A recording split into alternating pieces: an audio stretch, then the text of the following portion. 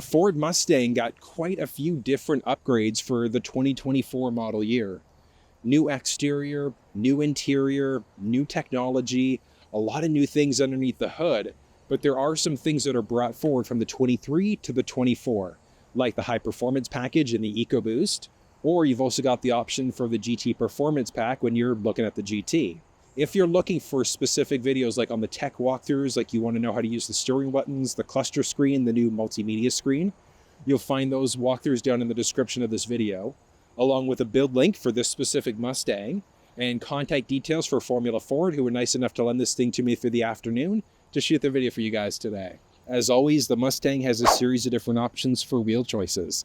17s, 18s, 19s, or 20s with varying styles, including the introduction of the brand new bronze appearance package, which gives you bronzed wheels instead, which I think look pretty damn sharp. Now, I do love black wheels though, that's my thing, so having the Nite Pony package, it gives these wheels a pretty nice touch all at the same time. This specific one doesn't have the high performance package, but if you were to look at the HPP or the GT Performance Pack, that's going to give you slightly larger rotors. You're going to have Brembo calipers, brakes there as well. So very different styling and handling than in comparison to the rest of the Mustang lineup. But if you're never going to track your Mustang, it's really just worth it to look at the regular packages. It's if you really, really love added handling in your vehicle, or if your plan is to track it, that's when I'd recommend the GT Performance Package or the High Performance Package if you're going for the EcoBoost. Because, yeah, like I said, you're going to get into improved braking performance. There's a K-brace, there's unique chassis tuning, EPAS, ABS tuning, and things like that when you go for those added performance packages. There's a little skirt that goes along the side that's got a groove texture, and that follows through to the front end of the bumper there. A few different style grills that are available, and because this one has the Nite Pony package, it's got the blacked out pony in the middle, which I just think looks sharp. Because this is just the EcoBoost, the hood, no scoop, but it does have a nice look to it. The GT, you're going to find a little scoop on the hood itself. This thing still doesn't have the option for the forward sensing system, which means that you're not going to find a 360 camera in the Mustang whatsoever. But you are going to find some new things underneath the hood.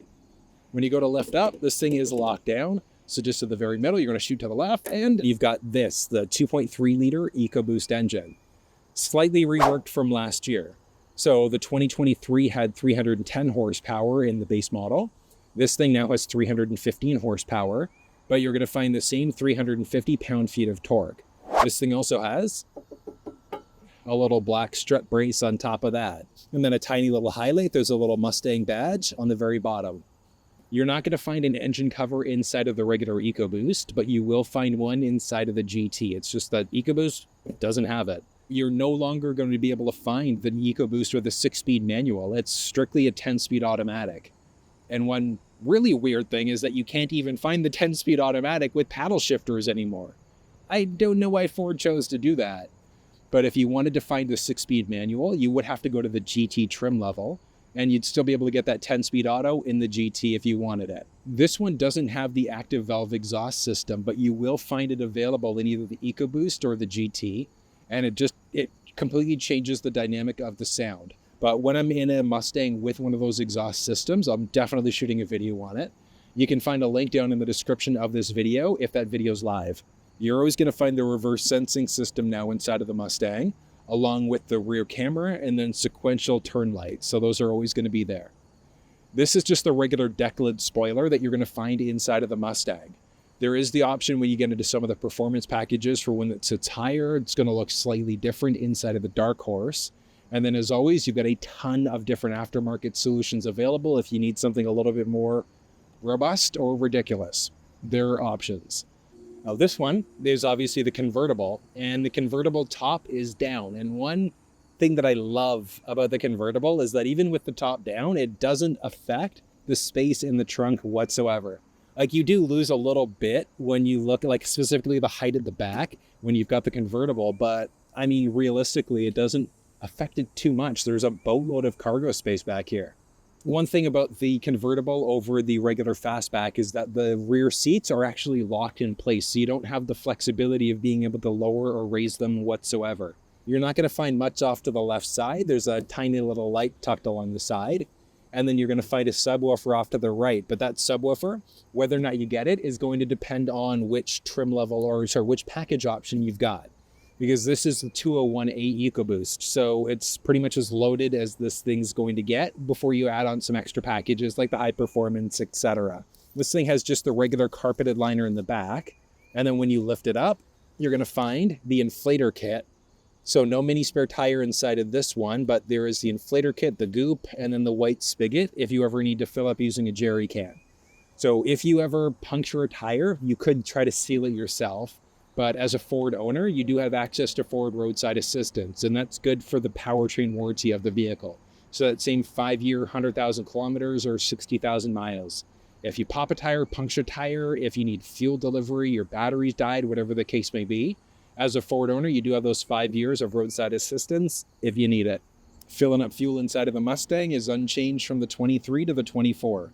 Still just along the driver's side, and it's an unlocked cover with a capless system that's got anti-siphon technology built in.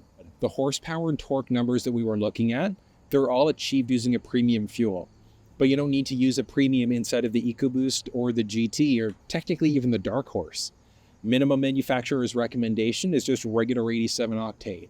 So if you want the truest possible performance, use a 91 or a 93, but it's just not necessary. I know, especially with crazy high gas prices right now, you can get away with just using a regular 87 instead.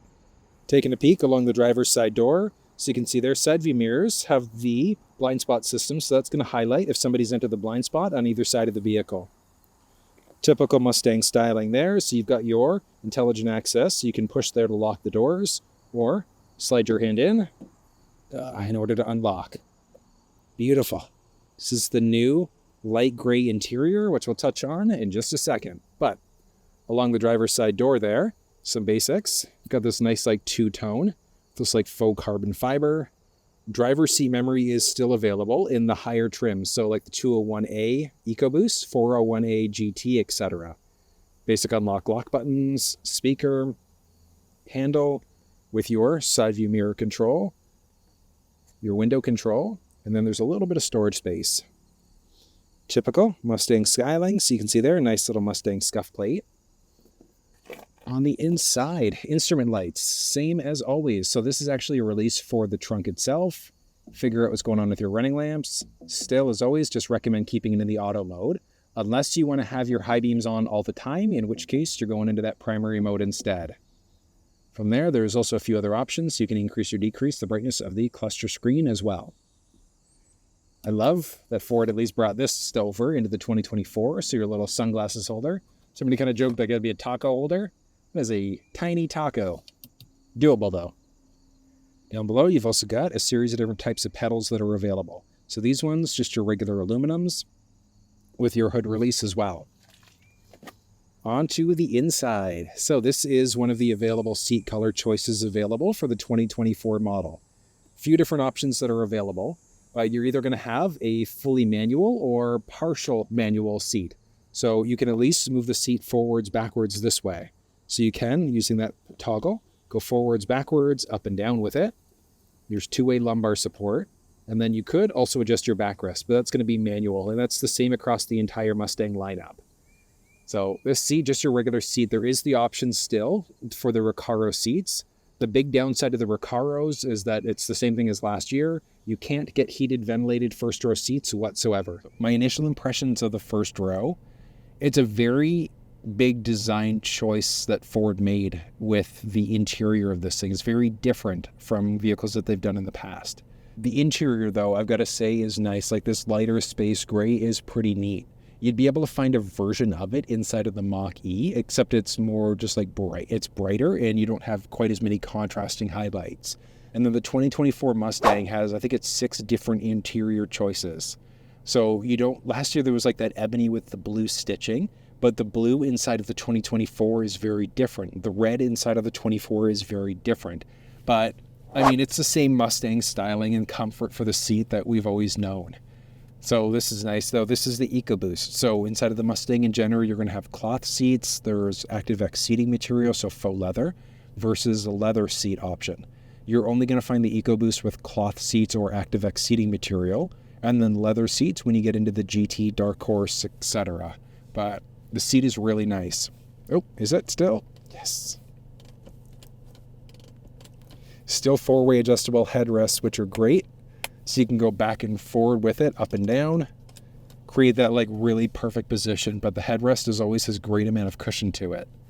And then whether you get manual seats or power seats are going to depend on which trim level of the vehicle that you're in. But even the power seats are only partial power. So you can go up or down with the seat or move forwards and backwards. But the actual backrest itself is still just manual off to the side for the driver passenger side. Oh yeah, look at that startup. Beautiful. Beautiful. Look at that seatbelt warning sign. This is nice though. Love the new steering wheel inside of the Mustang. I like the highlights. That wraps all the way through at the steering wheel. Looks solid. Nice pony right in the very middle, very Mustang-esque. Steering wheel itself is going to be manual telescoping with the option for a heated steering wheel on top of that. This is good. The new cluster screen and the Sync 4 media screen. Honestly, like at first I wasn't in love with it, but like I just finished shooting a full video on how to use them and I kind of do like them, all the functionality. I'm not gonna lie, I do miss the toggle shifters from the S550, so the last gen Mustang, but still, it's pretty nice all around. So there's a series of different options. You can customize the mode, you can customize the theme. So this is the sport theme for the cluster, but you can even go into a classic Fox body, 87 to 93, look at this. That's pretty neat. Go to a calming one, track one, so similar to what you saw in last year's Mustang, slightly different look, and then sport mode instead. I love that though, that's really sharp. Oh, that's good. But if you want a full walkthrough, like how to use the steering wheel buttons, go through the cluster screen, go through the multimedia screen, you'll find those walkthroughs down in the description of this video. This is nice, like I love that highlight. Wraps all the way through the dash and that passenger side, but look at that. Oh, Mustang, beautiful. Love it. Good visibility on the dash. Because this is the 201A, you've got speakers all over the place there. The audio inside of this thing sounds good. I'll touch on that one in a second. But look at that. That same insert there runs all the way through. Looks nice. Okay, so this is the new Sync 4 screen that you're going to find inside of the Mustang. It's good. It's got factory navigation, which, I mean, the factory nav in this thing compared to last year, it's like a night and day difference. It is super responsive, full screen. You do have the flexibility of hooking up through Android or iPhone devices to use Google Maps, Apple Maps, or Waze through iPhones or Google Maps through Android. So you don't have to rely on factory navigation if you don't want to. But there are so many cool options. Climate control settings are built right in rather than being down the center stack there instead. So here nor there, I mean, you do have the flexibility of pressing the voice command prompt if you wanted to change so do a ton of different things. You could change your songs, radio stations, you can navigate using your voice. You can even adjust your climate settings using your voice instead. So yeah, do you lose the flexibility of being able to manually adjust your climate? Yes, it still is in a touchscreen format though, or you can just use your voice to control it instead. That one takes a little bit of getting used to, but it is really nice once you do. But I mean, it's very Ford-esque. Like there's not a ton of stuff. There's a few options that you can adjust with the actual cluster screen right through this screen rather than going through the cluster, but there's nothing too wild all at the same time. It's nice. Series of basic features, driver assistance, but the big one is My Mustang mode. So you can get at it through your individual features there, but then also down there you can push in order to get through all of these modes. You've got track options for timers, lap timers, line lock if you want to do burnouts, auxiliary gauges with a few different modes. So if you wanted to go into this multi-mode, you can see everything. You can adjust which one's showing. So if you don't want the accelerometer, but if you want your fuel ratios, cylinder heads, etc., you can customize this quite a few different ways, which is cool. You can create a series of different custom modes. So when you're in a unique mode, you can also set, do you want it to be sport, track, drag, etc.? Do you want sport steering? Now, some of these things, if you go into like normal mode, you can then select what sport steering mode you're in. You want traction control on, off. What do you want your cluster to look like? So you can really customize this that little bit more, just based off of which profile mode you've set up. You can select colors. You can change out the ambient light color. You can also adjust your cluster themes, which I mean, I showed you that a second ago, but it is kind of cool that you can go for like that traditional Fox body style instead. That's pretty neat. I like it. And then climate control settings baked right in. Heated, ventilated first row seats available here as an option. Always nice. Heated steering wheel, dual zone climate control, all of your basic climate settings. Got a few vents, push start, which I mean looks drastically different than last year. Auto start stop, so the one that's going to kill power to the engine if you're stopped for an extended period of time. Your my mode, so you've got the flexibility of customizing your Mustang. Turn your traction control on or off. Four-way blinkers. This one's a custom button, so if you wanted to create, well, custom to a degree, you can either have it work as auto hold or a calming screen instead. And then your max windshield defroster. You've got a volume rocker with your power button. But one nice thing is that, I mean, there are so many different options here. Like you go to, so your basic media there. You've got the option for AM, FM, Sirius XM. You could hook up over your phone strictly through Bluetooth if you wanted to stream audio that way. You can connect to Android Auto or Apple CarPlay if you wanted to go that route. And then, as always, you've also got USB support. So if you have a USB stick with MP3s on it, let's do a quick little audio test. Oh, let's plug that in. Now, before I get to the test, hopefully it's not going to autoplay on me, but you've got a few different speaker choices inside of the Mustang. So it's either going to be 6-speaker, 9-speaker, or a 12-speaker. The 12-speaker is Bang & Olufsen, so it's just a really, really good sound inside of it. But what you get is going to depend on which trim level of the vehicle that you're in and which packages you've added on. So if you want the best possible audio, you're going to want to go for the 201A EcoBoost, the 401A GT, the Dark Horse, whatever the case may be. But let's go through audio. Typically what I find is that with treble and bass, I normally drop the treble by 2 and I crank the bass by 3. And just in like my mind, that always tends to give me pretty good audio, but that's a matter of preference. But good food, good mood, blood in circulation. One step at a time, yeah, that's how you make it. Set a goal you control and the steps. That's the way to do it. So bass up by 3 points, treble down by 2 gives you really, really good audio inside of this thing. Back down, you can just kind of make it out. There's also 12-volt power point and then our wireless charge pad. Nice, that same type of like faux carbon fiber look on there. Park reverse neutral drive, and then there's a dedicated low gear. But there's one thing this doesn't have. It's a 10-speed auto with no paddle shifters. And there's no option for changing the gears out manually yourself either, so it's essentially locked into place there. There's also no manual parking brake. It's an electronic parking brake now instead. A few basic cup holders. There's also little armrest, or little console there. It's got a 12-volt power point. And one really cool thing about this console is that if you turn on, hold on, let's go to your settings, your valet mode. So valet mode typically would lock out the screen, but with valet mode enabled, it actually locks out the console here too, like this thing. Watch this, it's kind of cool. So let's enter in a nice difficult password, something like 0000. Don't use 0000, but it's actually locked this thing. So hold on, I want you to listen to this for a second. It unlocks and locks.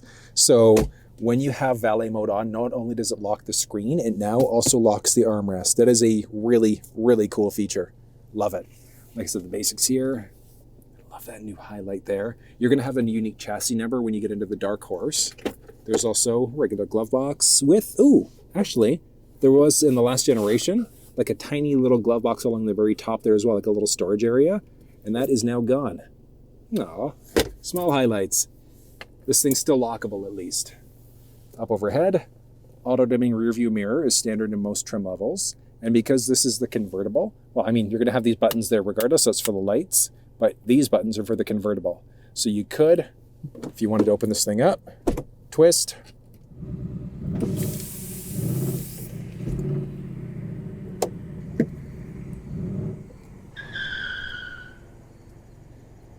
but I mean, that's really nice.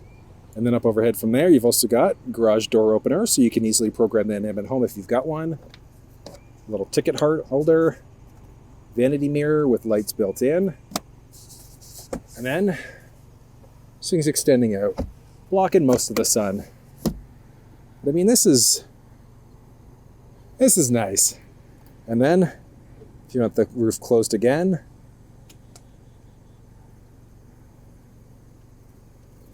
nice and simple. Bam. Look at that. Seat is comfortable. Now, like with it as far down as it's going to go, I've got 3.5-ish inches of headspace. Now this, I'm trying not to like push up because this is the convertible, so it's soft top obviously has a little bit of give. But I mean, if you're like 6'4", maybe 6'5", you'll be able to get into this thing. If it was the fastback though, so the hard roof, it'd be a little bit tight for like people that are much taller. The big thing is obviously going to be in the second row. Like if you're taller trying to sit in the second row, it's just not happening. With the convertible top down, I can fit. I mean, it's not comfortable. I mean, it's next to impossible with the roof down for me to sit in the second row. And then in the fastback, pretty much just like forget it. But if the roof's like, if it's open, I could fit in the second row as long as the driver has their seat forward a little bit. This is pretty much the only time you're going to find me getting into the second row of a Mustang. Easily, anyways. I've done it in previous videos, but without the top being down inside of the convertible, there's like 0% chance, like I'm not going to fit back here. I'd kind of be like Quasimodo bent over, but I wouldn't be able to get in because my head, I'm too tall. Like if you're 5'6", I'd probably say that's the cutoff. But with the driver's seat set up for myself being 6 feet tall, I have like next to no knee space, pretty much no foot space. I could still sit in here though. It's just that, like I said, if the top was up or if you were in the fastback, there's 0% chance that I'm fitting inside of the second row. There's not much back here anyways. Like there's a speaker off to the left and the right side. Behind the passenger side, there's a little pocket there. Nothing behind the driver though. And then you've got your releases if you wanted to move the seats forward in order to get out. But look at the difference here when the top is closed. Like I can barely sit up. So, I mean, realistically, like if you've got shorter friends or you don't mind being uncomfortable for a tiny little drive, then the second row of the Mustang works. If you're in the convertible, it will work for people. Like I said, I'm 6 feet tall, and like you could have people that are 6 feet tall kind of back to back here. It just is a little bit uncomfortable for people who are sitting in the second row. Not impossible, just like a little bit uncomfortable. Nice driving dynamics. Ooh, that's sport mode steering. Damn. Okay, that was nice. Top down. There you go. That's nice. You kind of have to for the last little bit here. Oh, this is nice. It's just like the idea of having the roof down. It just opens things up so nicely. There we go.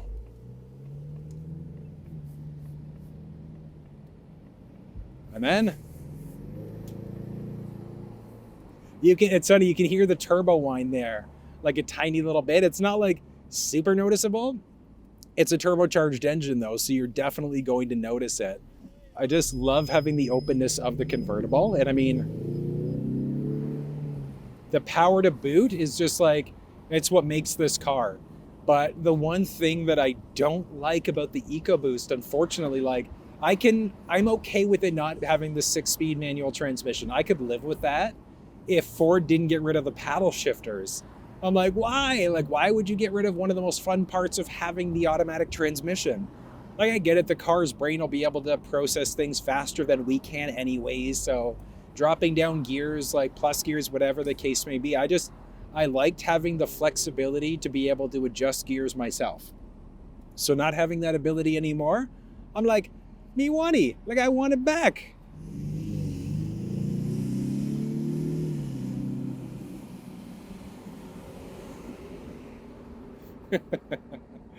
Guy in the power boost trying to race. Hilarious. If this was my car, if it wasn't a dealer demo, we would have had some fun there. And that was everything you needed to know about the 2024 Ford Mustang EcoBoost. What'd you think? If you have any questions, drop into the comment section below and let me know. But what are your thoughts? Like, could you see yourself going for the newer Mustang, or are you going to try to find a 23 or previous gen in the S550 instead? Let me know. But if you enjoyed this video, give it a thumbs up, share it with someone if you think they might find it helpful. And until I see you next time, take care.